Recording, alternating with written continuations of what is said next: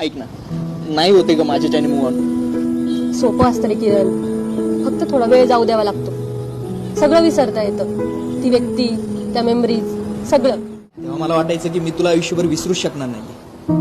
पण हा, खरं होतं तुझं. होतात का गोष्टी नॉर्मल, आणि विसरता येतं सगळं, फक्त वेळ जाऊ द्यावा लागतो. बघ ना, आज मला तुझी आठवण येत नाहीये ना आपल्या त्या मेमरीजची.